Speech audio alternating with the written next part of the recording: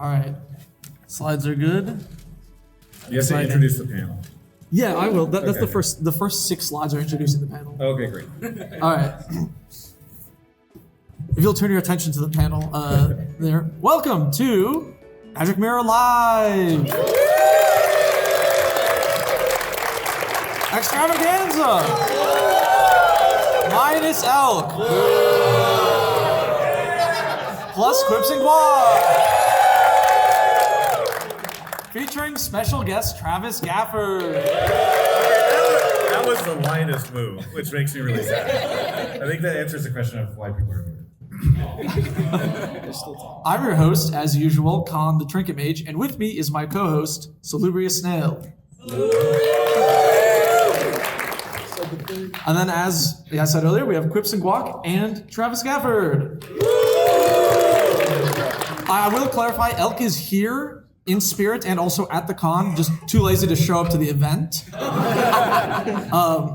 We have a pretty simple idea for this, and that is normally you are receiving advice from us. Normally we yap at you, right? And you get advice from us, but we want help from you. We need your help.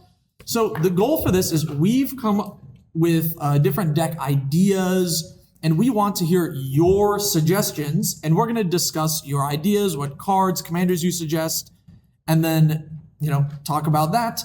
That's the main idea, and then there's going to be a Q&A portion at the end. And you'll each receive an individual report card on how we feel about your suggestions at the end of it. Yeah, it's going to, look, your suggestion might get roasted. Yeah, suggest at your own risk, I guess. Yeah. All right, so I'm going to start with mine, and the idea is we would make these mood boards that explain the idea of what deck we're playing. So if you don't know this about me, Humility is my favorite Magic the Gathering card of all time. I need to get mine signed. I hope Phil Foglio is here. I haven't seen him. Anyway, I want a deck that uses it. Now, the goal is for bracket 3 or 4 with a few stipulations. No super friends. Yes, I know Planeswalkers work with Humility. Boring. Everybody's already done that. That sucks. And then the other idea is no combos. Of course, you can play Humility to just stall and then play a combo in the end, but I want to grind for like 800 years with like a horrific deck. So that's the idea. So I need help with who should the commander be? What are some other cards you think go well? Any suggestions? I'll pass it to you guys now if you want to throw some out, and then Logan, if you can help me out. If you have a suggestion, raise your hand, and my friend here will bring the mic over to you.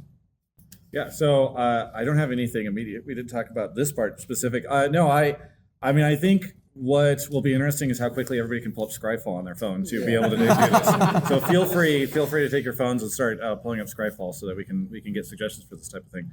Well, let me ask you, Con, what draws you to Humility as a card, so that we can help hone in That's on a good idea. What it is. Yeah. No, this card is so cool because it's got one line of text and it causes rules nightmares all the time. There's not many cards that actually do that. Additionally, the card is it's an inverted anthem, right? So if you have like a token deck, oftentimes you pump them up. Okay. I'm like talking to you guys, but I should talk to you. Yeah, I should ignore these guys. Usually, with token decks, you want to anthem and like buff up your creatures. This does the opposite. It buffs everyone's down, but as long as you have more dudes, you're always ahead with this, which makes it really unique. It also does other weird stuff with timestamps. So you can play it in an equipment deck, which is what I'm doing right now. Because if you play an equipment after the Humility has been attached, you actually keep all of the keywords and bonuses on it. So you can have one 20/20 with triple strike, and everyone else just has a 1/1. Gotcha. Okay. And I think we've talked about this before. I think the one time I've been on, or two times. Can't you like animate like weird enchantment stuff with this? You can. So it's another timestamp thing. If you play Opalescence, Opalescence is a 4-mana enchantment that turns all enchantments into creatures with power and toughness equal to their mana cost. But if you play Opalescence after Humility, all your enchantments will be creatures with power and toughness equal to their mana cost and retain all their text. If you do it the opposite way, they're just all 1/1s somehow because layers. Very nice. Okay, so I've got your idea here. So here's the move. Commander, Afara, God of the Polis, full of colorless creatures so you don't get your devotion too high, so that you always get that card advantage. Okay. Do we want to explain what these cards are? Yeah. If our Goddess of the Poles is a classic Theros god, right? It's the 4 mana, 6/5, indestructible, not a creature unless your devotion is equal to 7 or greater. White and blue devotion is 7 or higher. Yeah, and then on each upkeep, if you had a creature enter the previous turn, you draw a card. So you can draw 4 turn cycle of your instant speed making tokens. You know what? I've actually played Ifara as the commander of a humility deck in the past, many years ago. Does not surprise me. Yeah. But that's my main problem is like you run into this issue where you eventually your devotion gets high enough that you can't cast any more enchantments, and you're sort of stuck in this this limbo of you can't play your enchantments to make more tokens because you're turning your commander off. Well, I like the colors. Yeah. No, that's a good suggestion. Get your artifact That's a good package in idea. there, get your Eldrazi maybe? I don't know. What I'm realizing is that I've built every deck that this card could go into. That's why I'm and crowdsourcing I'm hell. now going to grade everyone's suggestions by the flaws. We got a couple of hands. You can pick, man. I'm a huge fan of bears, so my first thought was Kudo, and you just build a deck that's all about messing with the power and toughness of every creature on board. Because Kudo makes everything a 2/2. This makes everything a 1/1. That could just be the whole deck theme, is just messing with power, toughness, base. I like this suggestion. Kudo's a pretty sweet commander. I haven't actually built yet. Snail's suggestion of the Theros God is a good one, but you missed the first part, which is that he wants grindy, long games, and the Theros God that's better with that is Karametra. Because you spend like 5 hours, I'm sorry guys, I gotta search my deck for a forest, and every single turn you're just doing that, playing non-creature enchantments once you actually get the humility out, and you just pop up, everyone just sits there and watches you tutor forests and plains out, and then everyone watches you play humility and then clone humility and reanimate it with like stuff like Starfield of Nyx after it goes. No one will play that deck ever again. Fantastic work. Great stuff. See, I would agree with that, except for that deck idea is very green. Sounds dangerous. Yeah, when's the last time I switched over Forest? I think you could try an in-spirit flagship vessel from the Edge of Eternity's precon.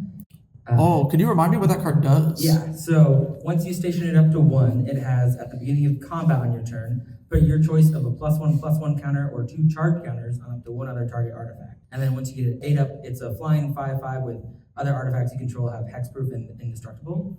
So I think you could have the counters as just pump after humility goes down, just in case. But you could also try and do an artifacts synergy thing where like you animate your artifacts later. Ooh, I And do then like there's that. a couple artifacts that care about how many charge counters on them when they become a creature to give them +1/+1. I feel like this is the closest suggestion I've heard to like the type of decks that you like to build. No, this is good. He's cooking. Yeah. This is like artifact central right here. Yeah. So my suggestion is maybe you try to build like an airbending deck, and all of your creatures in the deck, all they do is have a cast trigger when you cast them. So the idea is that you can use your airbend spells to like flicker out your humility on your turn and have your whole board of your guys cast it for 2 at the end of the turn and sort of lock people under it. Meanwhile, all of your creatures, like you can imagine your weird Eldrazi processors and stuff like that, all of their abilities are still functioning when you're casting them, even if you're casting it through humility. I should be taking notes. These are actually legitimately really good. That is so good. Wait, I didn't think about that airbending. Thank you. Great to be here. Love you guys' content. My suggestion would be Athreos Shroud Veil. It's the Athreos where it will bring things back under your control if they have a coin counter on them. So my thought would be have Athreos to where you control a lot of the creatures, and then find some way to remove the enchantment to where you now have their powerful creatures when they were not expecting it. Kind of like that would be your win con to go towards. And then I'm trying to think of cards that would go in there, but You know what? I've actually built that Aetherios. Oh my I've done this. Yeah, sorry. I've built so many humility decks over the years. Again, it's my favorite card. And I have built that Aetherios. I think I never won a single game with it outside of people conceding, because it was the craziest control deck, dude. That commander, if you want to build board wipe tribal, that's the card to do it. It's messed up. Because you just hit it with the farewell and then all the coins stuff. Yeah, you just steal all their things. Yeah, it's actually so good. I'll read the card because we've been talking about it so much. It's 4 white and a black for a legendary enchantment creature god, indestructible. As long as your devotion to white and black is less than 7, it isn't a creature. And at the beginning of your end step, put a coin counter on another target creature. Whenever a creature with a coin counter on it dies or is put into exile, return that card to the battlefield under your control. So that's how you're like stealing the creatures. Yeah. Okay. That is pretty cool. It's a cool commander, but it necessitates. It's like you play board wipes with it. That's just kind of how it goes. Yeah. Well, I like it whenever people can figure out a way to not do the one thing that the commander wants to do. So that's pretty cool. So I have 2.5 cards for you. One, because I don't remember their name. The first one is a 4-drop enchantment called Valor in Akros. Whenever a creature enters, all your other creatures get +1/+1. If you're going to play creatures and everything's going to be 1/1, yours are going to be bigger. And then second is the 4-drop artifact colorless Caltrops. Whenever a creature attacks, it takes 1 damage. And then they reprinted in Strixhaven something similar to Valor of Akros, but I think it's a single creature gets a +1/+1 counter. Oh, okay. Because if you're going to use humility, I'm going to abuse humility. Yeah, put some counters on things. Yeah, which counters also work with humility because it doesn't, again, layers. Yeah, I like that you're just building layers to the deck and a lot of this stuff. That's very funny. Yeah, again, this is my favorite card. It's so cool. All right. I've gotten to just be incredibly rude and just do all of the one-sided red, deal 1 damage to each creature your opponents control. He's built that already. I actually, honestly, I haven't. Commander, you go with Gen Arcanum Weaver. Okay. When somebody removes the humility, you play him, sack another enchantment, just bring it back from your graveyard. Okay, I haven't done that. That's actually something I haven't done with humility, so that's a good one. Let's do maybe like one more because I got to get to all of your guys's. Yeah. Hi there. I just wanted to point out that due to timestamps, backgrounds work with humility out on the board state. So you can give abilities to your commanders via a background. Oh, true. Raise my giants. Okay, wait. Yeah, raise my giants partners. You get all the backgrounds. This is kind of a fun deck idea with just a ton of backgrounds in it, like maybe a 4-color pile. Yeah, couple partner commanders. Yeah. Okay, I'm taking note of that in the airbending. That was good. So those are the winners in your mind. I think those are the winners in my mind. Sorry, everyone else had good ideas too, Yeah. but Okay. those left. Yeah. All right. Next slide is going to be yours, Alex's. I'm going to need you to read it. I know you're going to have to squint a little bit. Yeah. More like salubrious fail. Hey Con, why don't you explain what this slide means? So the idea was for all of us to have one of these mood boards. And 3 people didn't do a mood board. And I have to submit the slides in advance to Wizards so they can vet them and approve them. And I told them if they didn't submit a mood board, they'll just have to explain things and I'm gonna just do a goofy one here. Now I did tell Wizards that you guys saw the slides in advance and are in on the joke. That's a lie. I lied. Are there any Wizards in plays here? I hope not. Don't worry. It's all still PG. They also never officially approved these slides. They just emailed me back and they said, I'm confused. You emailed them back saying good? Yeah. I gave them an explanation and then they ghosted me after that. So I don't know. That's an approval. Yeah, that's like kind of an approval. Alex, would you like to explain the deck or thing you need suggestions for? Yeah, I didn't think of anything for this. I want to be clear that I did at least. My slide, I'm curious what my slide will be like, but we'll yeah. Travis did prepare what's supposed to be here. Okay. Do we go back to him? Yeah, we can come back to you. You want to come back? This is such good insight into how this podcast works every week. No one has seen it, but the group chat we have with Tirzu when we did that as our guest was crazy.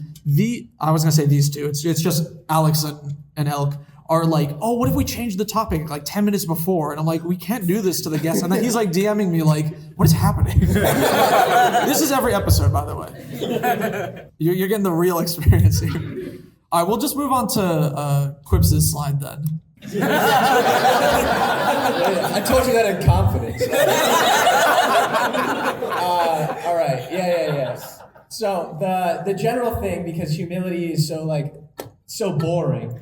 I figured we want to do like something super fun. So I want like a goblin bombardment that's like not sad. Like it's just sort of like you want creatures to do stuff, but I want them to like not like die. Like sort of like loop one creature over and over again to one goblin bombardment. So sort of like the needs of the many outweigh the needs of the few. If that makes sense. Is this just a flicker deck? I'm trying to understand. No. This is a blank deck with like extra steps. No, it's where one you're just guy. animating like It's one guy who doesn't die. He's like, I'll do it. Poosh, he explodes. He comes back. He's like, don't worry, I'll do it again. And he blows up. So is this like reassembling skeleton? No, well, like I don't want to pay for that. Yeah. Give these guys the We money. already got some suggestions. As you can tell, the challenge is going progressively up over the course of this for all of you. So like, we're just going to get less and less data, and by the time we get to snails, it's going to be like, he wants a deck, maybe. Come up with something. That's something. And Cox built these all already. I built every deck. Yeah. So immediately my mind goes to Dargo Shipwrecker, who can be in your command zone and costs 1 less for everything you sacrifice this turn. So with treasures, it'll just pay for himself. So you can pretty easily loop him using treasures. So you could sack him to a goblin bombardment with like a pitiless plunderer in play. Just loop him over and over. I like that. That's cool. Yeah, Dario's actually a pretty crazy card. He's so sick. His art is sick. Show his art. The Wi-Fi here is not very good. He's just big, like beefy guy with a beard. We should have you drawn him. Yeah. No, we have blood arrows. We'll make him draw. All right, give the mic to some. Yeah. In the back. In the back, and then we'll move it forward. I'm thinking persist. You can use a commander like Celeste Rune Knight. So whenever the creature comes back from the graveyard, it gains +1 to negate the persist. And they can just loop that over and over again. Infinite sack potter. That's like Murderous Red Cat, that guy. And are you, to be clear, are you looking for an infinite combo? No, Because I think that's what everyone's I going guess to when I based off explain what it you like said. that, it does sound like I want. I would like something that comes back that I don't have to pay for. Yeah. And it just keeps coming back no matter how many times it dies. Yeah. I didn't mean like. I guess I should have clarified. Squeak comes back to my hand, and then I get him for free. And then I could do that arbitrarily as much as I want, but not to a point of meanness, which sounds like an infinite. The more I think about it. But not infinite, just a lot of damage. Go ahead. Changing the goalposts. Am I good now? Yeah. I had the same idea of persist, but I think it would be interesting if you went back and forth with persist and undying. So it like comes back with a -1 or it comes back with a +1/+1. And so that'd be a really fun way to play around with like, oh, which one is it going to be this time? Oh, and if you could move the counter from one to the other, you could have them like negate each other. Or like animate the Goblin Bombardment, clone it, sacrifice the Goblin Bombardment, and then that. And then cast humility or something. No, he's built that already. All right, give it to the dapper guy. Yeah, something I think you could do is you could do the card at knife points is whenever you commit a crime, you make a mercenary, and actually only once per turn. So you have this mercenary that every single turn you kill. And so you kill the mercenary, commit a crime, make a new mercenary. Next turn, you can kill the mercenary, commit a crime, make a new mercenary. And you just have this mercenary that you repeatedly killing due to your crimes. He's like, I heard there's a crime. It's me! Wait, the Goblin Bombardment targets, right? So that's a crime. Yeah. This actually all kind of works out. I like that. All right. One more, but that was really good. Really like that. Top that. How's it going? Like, what if you tried like pariah effects, like the enchantment, or I think there's a card from Spider-Man I think that does a similar thing too. But like, if you took like that and redirected the Goblin Bombardment damage. Oh, to the pariah creature? To the pariah thing, and like you could like somehow like get in that loop of like you're only using the one like damage for like maybe you have like a Polyraptor or something like that. Any of those like enrage effects maybe, and maybe be like in like Naya. I don't know if that's like crazy. That's just an idea. Thank you. Awesome. Okay. Do we want to do yours, or are you ready? I'm good to go. You're good? Yes. We'll go back to bring this. me back to Happy. this. I took the brunt of that. Yes. So Thank you. I'm ready to Salubrious succeed now. Okay, so here's the scoop. Like a year ago, I bought 25 copies of Nexus of Becoming as a sort of joke investment because I love that card. And I was like, surely in like 6 months, everybody else is going to go, wow, this card is sick. And then the price was going to, spike to $17 or something. Needless to say, that hasn't happened. So I need to do something with these 25 copies. I have a green-black deck with Nexus of Becoming. And let me just say what this card does. So this is a 6-mana artifact that at the beginning of combat on your turn, you draw a card, and then you may exile a card from your hand, and exile a creature or artifact from your hand, and the Nexus of Becoming creates a 3/3 artifact creature construct token that is a copy of that artifact or creature. So it kind of creates artifact creature tokens for whatever you exiled. So I'm looking for ideas for that are not green-black, because I have a green-black Nexus of Becoming deck, but I need to venture outside of that. I will say this card is pretty sick. I played it in a limited cube event at one point in time on Arena, and it was so fun to play that deck. And I did not anticipate it beforehand, but it is a really fun card to build around. And then we bought like 100 copies, so we're trying to jack up the price. Exactly. If you look under your seats, everybody. If you wanted to do silver bordered for the commander, you could use Claire de Lune and Flicker over and over. What does that card do? You get an emblem with tokens you control are cards. Are cards? So they don't not exist. And the commander is blue-white. Okay. That's clever. Wait, does that mean you can blink the tokens? Is that what that does? It's an infinity card. So it's great. So it's sick. But yeah, when Claire de Lune, it's white and blue. When Claire de Lune, Joy Sculptor, enters the battlefield for the rest of the game, tokens you own become cards that are still tokens. They continue to exist after they leave the battlefield. So you can like put them in your hand. Yeah, You can and put then them you in your pay library. 1 white and a blue and tap 2. You may put a token from your graveyard or hand onto the battlefield. Yeah. It's a 2/3. I want this to be legal. Wait, so so you bad. can blink the token and put it back with the ability. You can just that's crazy. Yeah. You could put the token in your hand and then ditch it to the same Nexus of Becoming again. Wait, so I have a question about this. If I use so it's still a token. What if I have a card that copies a token? Is the copy a card? Yes, because it is a token and all tokens are cards. Excellent. Okay. This is something. I like this. It does seem like it would be a logistical nightmare, but sure. But it is pretty cool. That's okay. Yeah. I was thinking about Vol. He's a mono blue commander from the Dungeons and Dragons Baldur's Gate, and he's got a background. And for the background, usually you do it a second color, but this you would just pick a blue background, which is Clan Crafter. And so he taps for colorless mana for his, I think, power or toughness. In Clan Crafter, whenever you sacrifice an artifact, you get +1/+1 and a +1/+1 counter, and you draw a card. So it would be like a mono blue aristocrats where you're sacrificing your artifacts like a worm coil engine or things that sacrifice into other tokens as well. And he gets bigger. When he gets bigger, he taps for more mana and so on. What is the name of the card again? Vol, VHAL. VHEL? AL. I've seen this with the 10/10 Candle enchantment. Keep Sage. Yeah. Raise my giants. Yeah, that's sweet. Yeah, another Raise My Giants card. It's a very creative way to pump up his power compared to the usual. Yeah. So my suggestion is Ichtekik, Bruce Tarl, the commanders. So that way you're getting access to red and all of the golem effects from red. But you can also then play Odric Lunarch Marshall. So then you can just keyword soup your entire board. Ooh, that's good. That's good. I love to make a board less clear. More confusing. The commander mantra is the most confusing board state. Bruce Tarl is actually such a good card. Getting double strike and lifelink is kind of crazy. Yeah. I've won a lot of games with that card. Okay, so the commander can kind of be whoever you want as long as it has blue in it. This is the crossover episode. You're going to play Precursor Golem because it copies spells whenever a golem gets targeted for every other golem it could target. And the reason you're in blue is because both Nexus of Becoming and Precursor Golem are tutorable by the mages, like Tribute Mage, Trinket Mage, Treasure Mage. There was the one out of Aether Drift, I can't remember. Transit Mage. Transit Mage, yeah, thank you. And then you're basically a blue version of that like red commander that like duplicates spells for every creature you target. Oh, Zada, yeah. Yeah. That's the tech. Oh, I love that. And Precursor Golem's one of those cards that was printed way before Commander was a thing, and it's such a Commander card. Yeah. I'm surprised you haven't done anything with it, Quips.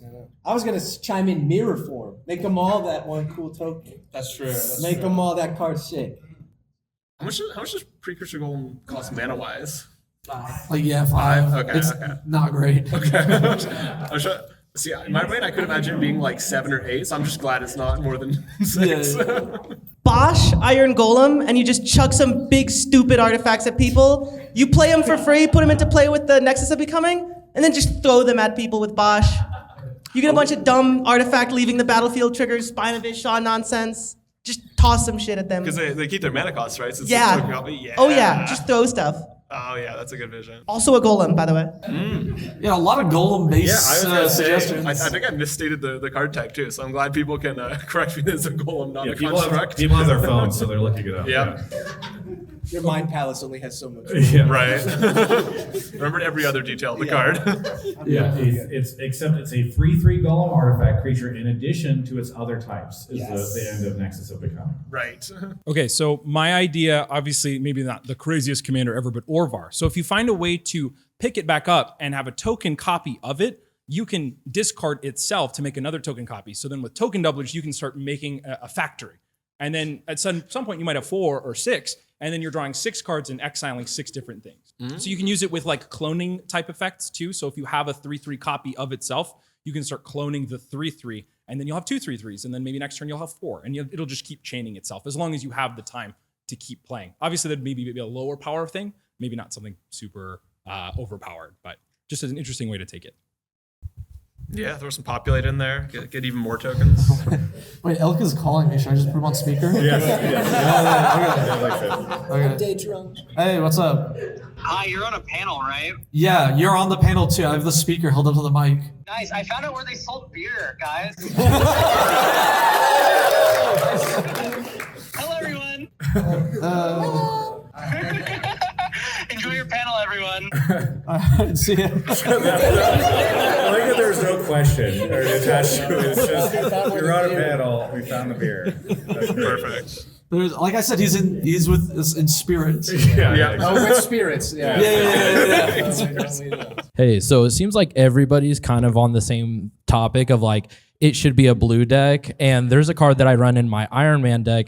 It's Encroaching Mycosynth.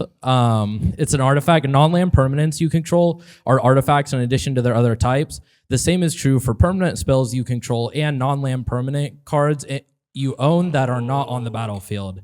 So, in theory, anything you put in your deck, you could make a copy of with Nexus of Becoming. So you could jam pack it full of anything you want, and you just get to make copies. Because in my Iron Man deck, I basically get to tutor anything I want. My win conditions are Thoracle and Lab Maniac, so I just get to tutor for those, and it's a pretty sweet card, honestly. Okay, Nexus of Becoming Enchantress is what I'm hearing. Yeah, I like that. I like that. Trinket already built that humility deck. So we're at the halfway mark. We're gonna move to Travis's slide, and then we'll do some like Q&A. What does this even mean? All right, so I would like to be clear here that in this conversation around this panel, Trinket said, he's like, okay, so we got this going. At one point in time, he later asked if we were bringing a laptop.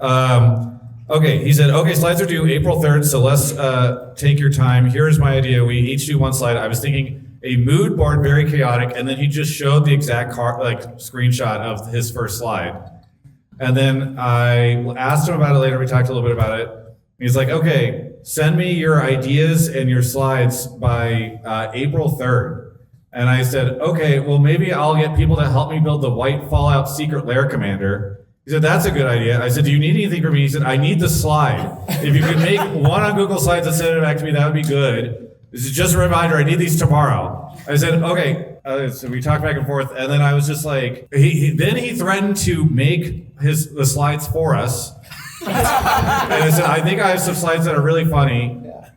Snail said, apologies, in my brain there was an extra day before they were due. So Snail said that, but then just never followed up on it.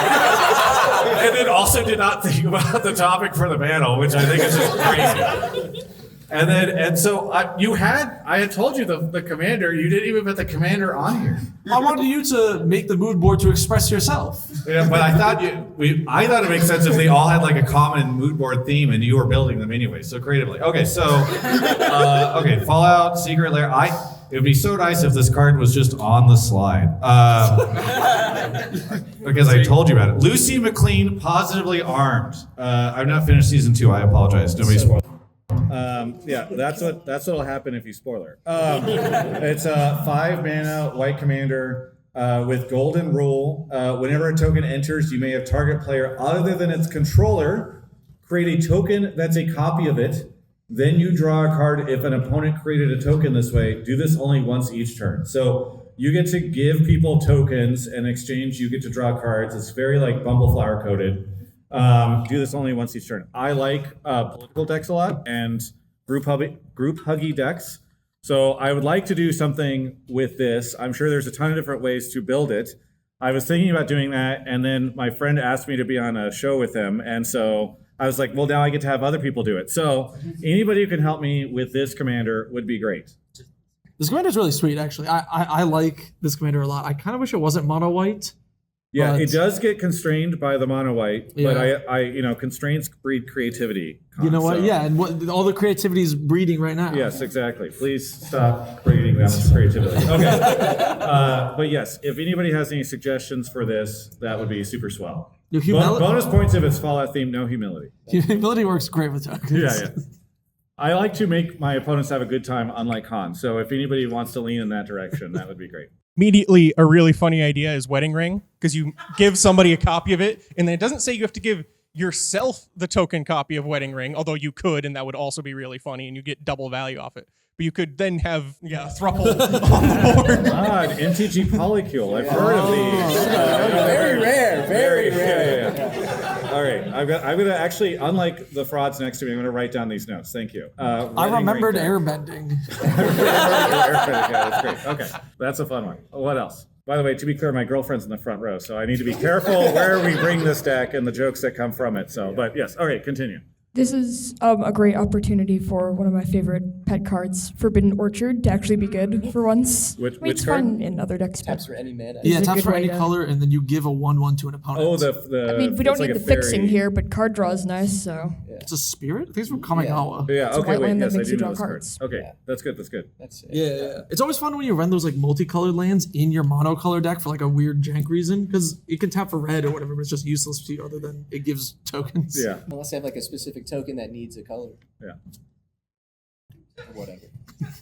I can't think of anything stupid to do with it, but why not go back to what Alex was saying with the Nexus of Becoming and actually making something stupid, give it to an opponent, and like. Oh, interesting. You could run Nexus of Becoming. What we need to do is the final boss will be combining all of our ideas into one deck. I mean, that big one stupid. mercenary that died. Exactly. The mercenary is a token, so like, yeah. No, this is very funny. Okay, fantastic. Thank you. And you have the 100 copies of Nexus of Becoming that Yeah. you're scalping, so. Yeah, that's true. Yeah, we got to pump Selling Nexus of signed Becoming. copies Yes. after. Yeah. Hello.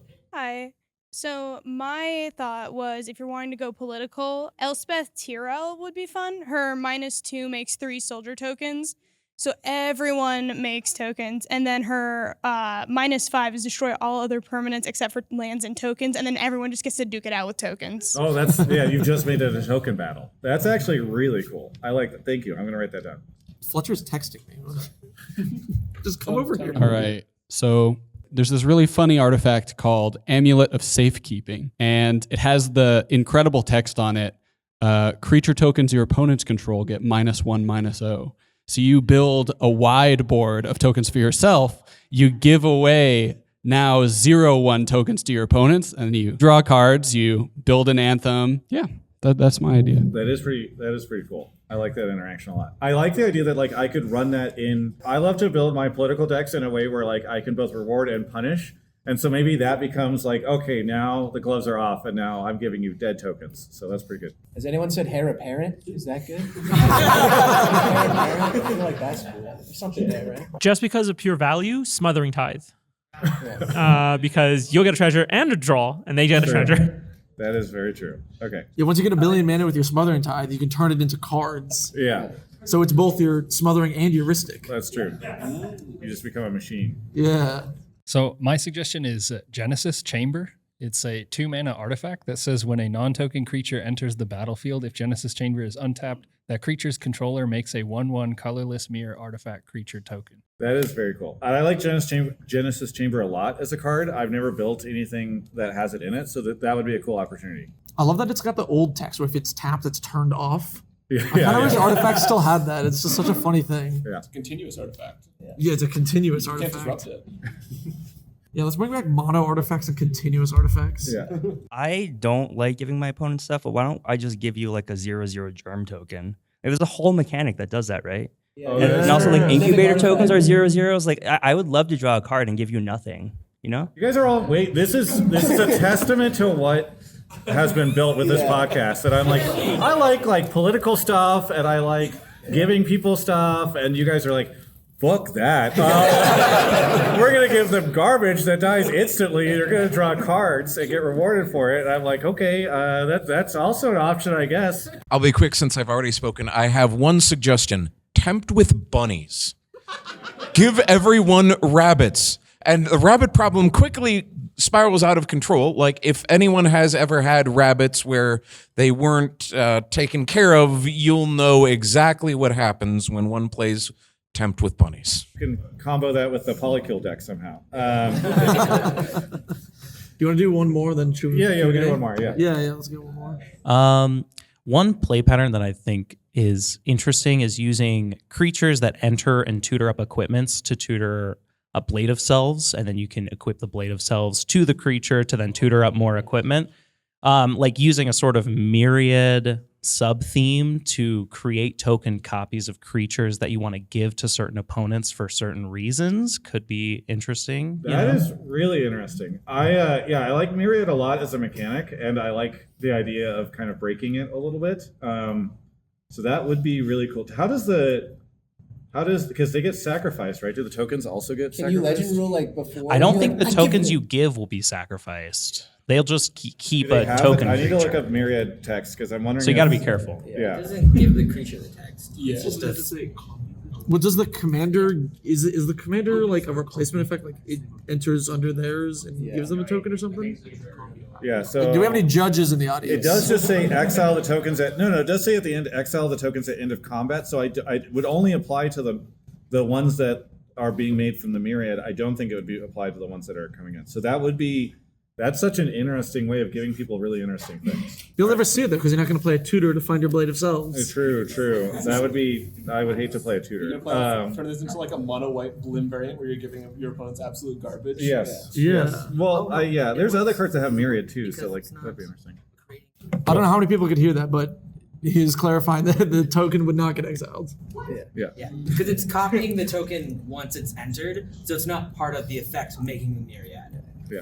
Okay. Okay. Cool. Mirror box, then you Blade of Selves, then you swing with your commander, tokens of your commander, give your and commander then everyone gives tokens to everyone. Then that's like perfect happy hug land.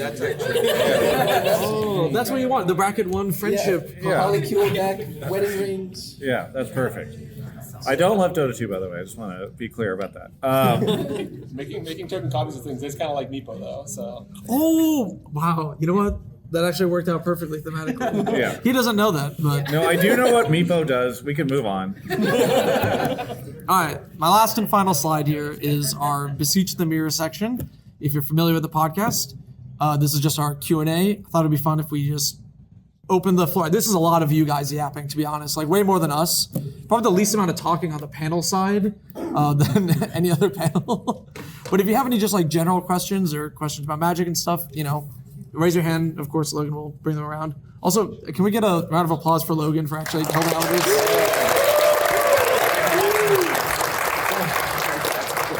Logan brought something really good to a potluck, but I don't remember what it was, but it was really good. Oh yeah, what you made for the? Yeah, it was it was dumplings of some sort. Trinket hosted a potluck where everyone was randomly assigned a country, and then had to bring a dish from that country. Yeah, and it was really cool. So there's a little bit of parasocial information for everybody in the audience. Yeah. So you guys usually inspire new play styles and everything. Quips famously inspired her when the drink and drive. Like, what's a deck that you guys inspire, like that you hope that everybody could get more into, a play style or something? So I have kind of two answers to this. The two decks that I think I could be connected to the most are, I have a Nelly Borka deck that I fell in love with, became my favorite deck. I don't like the art on Nelly Borka, so I proxied Sabrina Carpenter. There's a creator here at this event who just started making some Magic content, and she took my deck list and proxied every single card in it as a Sabrina Carpenter card. So like, that's really cool. Sorry about that. I got really excited. That is really cool. And so I felt it's neat whenever the thing that felt so cool about it was like, not just that somebody was like, oh, I also want to make a Sabrina Carpenter deck, but also like, I want to play that deck. It was one of the first times where I've had something like that happen. The other thing that felt really cool was Con and I in Vegas at the end of last year were both in a CDH event, which I really don't like the play styles and play patterns of CDH, because it's a lot of the styles of Magic I don't enjoy, like tutoring for infinite combos and all that type of stuff. But I built this Alexios deck, Alexios from the Assassin's Creed set, who it works really similar to Slicer, where it grows, you pass it to people, they have to attack their opponents with it, but it can't attack you, and it gets bigger and bigger. And I wish I could say that I was the person who came up with it entirely. I found it, a friend of mine who plays CDH was like, here's like a fringe deck you might enjoy. I ended up winning the tournament with it. And it felt great because my first CDH tournament. And also I built it because Sherman, who did not show up to my panel, is a friend of mine. He plays a lot of cringe stuff, and I built it to deal with him.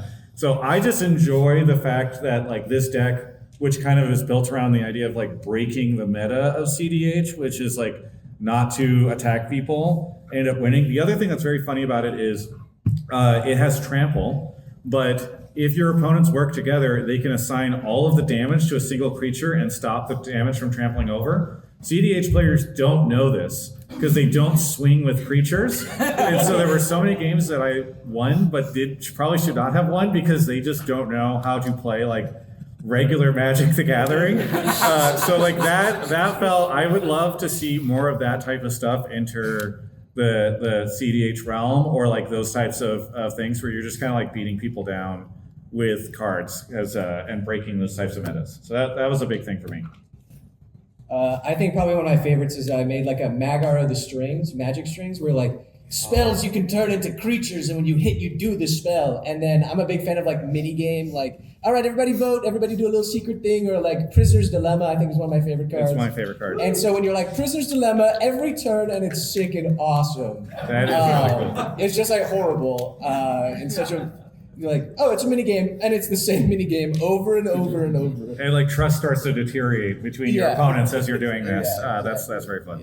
And Infinity Commanders that are legal are sick. Yeah. I have a Malfagor deck that I really enjoy, and it's not so much that I want to inspire people to play discard spells, but I love a style of commander choice where you don't pick a commander that's just kind of a fun creature that doesn't really relate to your deck. You don't pick a commander that just kind of synergizes with your deck. You pick a commander that solves the weaknesses of your deck in some way, or like works with it indirectly. So in that deck, like my Malfagor, use a card, 6-mana Demon Dragon, where you discard your hand and each opponent sacrifices that many creatures. And that works with the rest of the deck because the rest of the deck is just like these little tiny creature dudes that draw cards as well as discard spells. So the sacrifice lets my creatures get through, and my discard spells make it so that my opponents want to play out their big creatures, and then Malfagor then eats them. I just like that style of deck building where you are picking out your commander in a very creative way to try and indirectly play along with your deck. And I think that ends up feeling really fun tempo-wise because you have like, your opponents don't expect your commander to come on a particular turn. It's not like I play my commander on turn 4 or whatever. So that's what I want to imbue onto people is picking a commander very creatively like that, if they like to do something like that. I'd say hidden commanders. I love hidden commanders. Some like goofy card in your 99 that it's actually built around, like Sunforger. I mean, come on, who doesn't love Sunforger? Raise your hand if you don't love Sunforger. Put your hand down. Stuff like that. I want more people to do like hidden commanders, like build around like weird cards in the 99. It is way less consistent than just playing a real commander deck, but it is a lot of fun. Another question for the mirror. Another question for the mirror. Yeah. Mirror. I lose track of my death triggers to ask. Have you guys ever played with custom cards, or like, would you, or would you think, nah, that's not for me? It's not that it's like not for me. It's that since I make content and I want like the average rando to be able to relate to it. That's you guys, by the way. Yeah. You are the average rando. That's how he perceives you all. I just want you to know in this moment.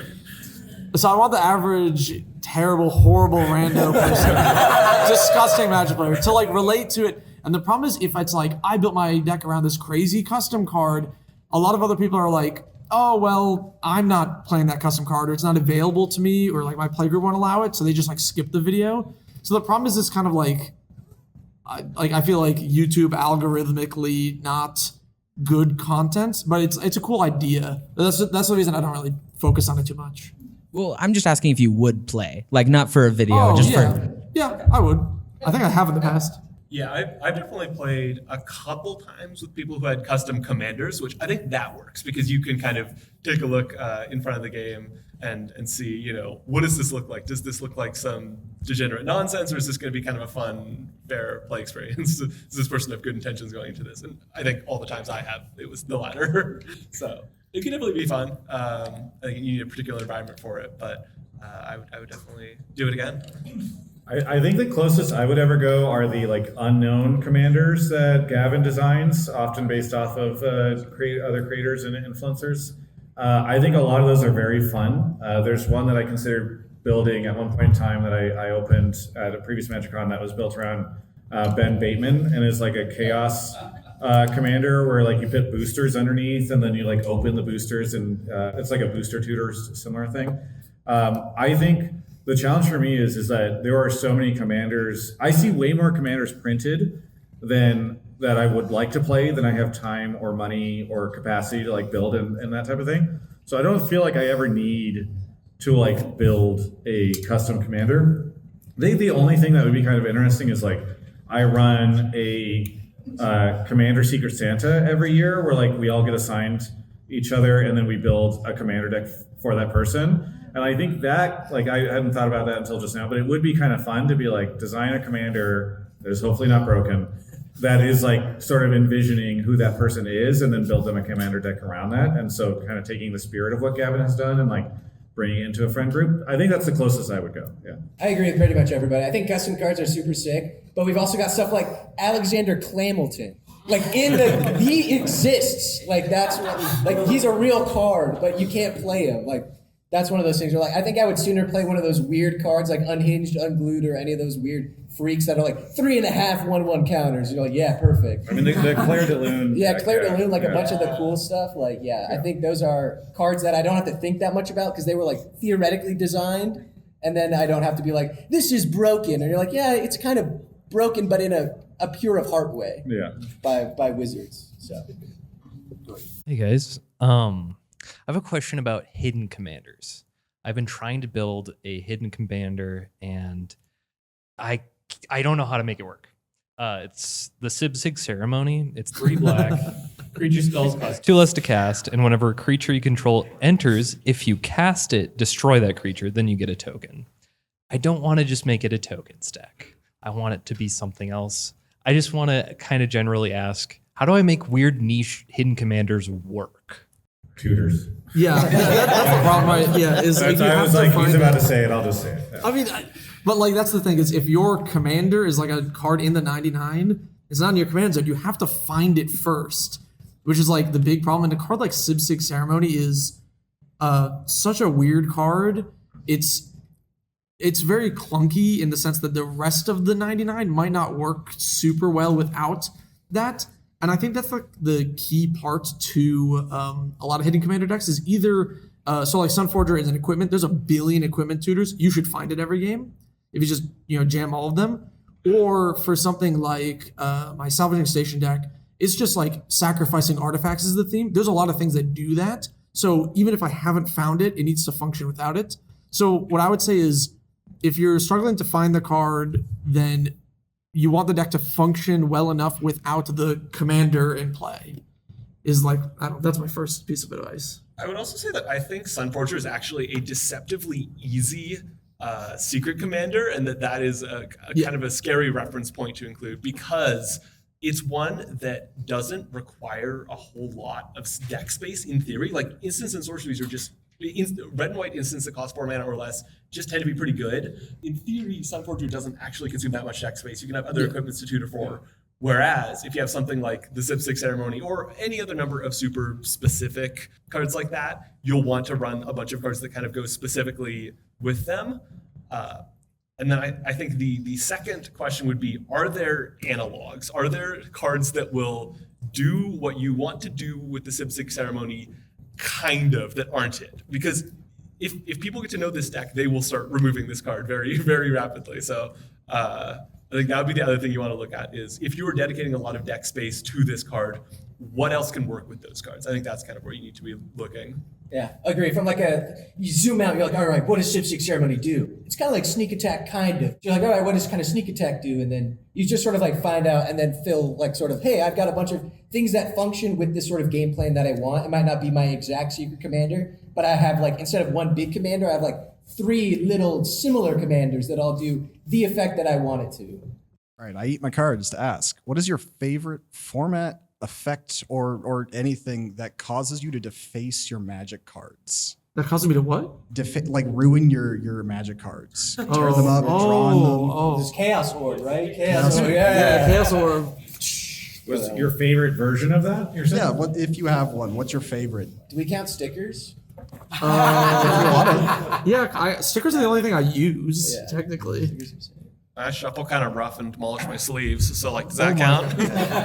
If you'll know you're playing against him because the corner of every single one is bent in the same way, because he puts the card down and flicks it up like this. Do not let Alex borrow your deck; they'll all bend like this. It's crazy. And you just every single time with every card, it's crazy. Let's put my little signature on it.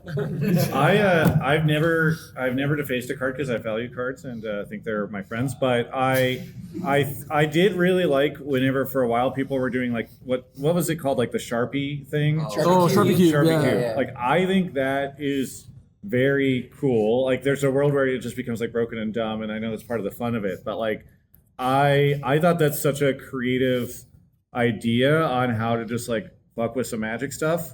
And so I really like that. And then just seeing like there was a wave for like 2 months where everybody was posting all this stuff on Reddit and on social media. And then eventually got kind of tiresome and boring. But for a little bit, it was very funny to see like what people could do by just like removing some words from a Magic card and how crazy it could get. So the new prepared cards work so well with that, because you can just turn them into the spell. You can have Ancestral Recall. Yeah, exactly. I don't know what happens at 4 if they like rush in and like shove everyone out. I don't know what happens. We get removed forcibly. Snipers in the back. On the stack, I'll ask. I looked through Golgari, and there is nothing that stands out to me or even looks interesting. I've built a lot of stuff, but Golgari, I just can't seem to find anything. I know we're short on time, but do you guys have any recommendations? Honestly, if you recommend something, I'll probably try my best to build it, but I really just cannot, like, when I look, I'm like, I don't know. I like never build green decks, so. Have you ever seen The Most Dangerous Gamer? You're looking at him. Yeah. I'm a shill for Unfinity. If you haven't, I mean, attractions are so cool, and he does a bunch of fun stuff, and I think the main part of what's cool about him is you get to open a bunch of attractions really consistently. Yeah. As opposed to sort of having to find the 3 or 4 cards that create them.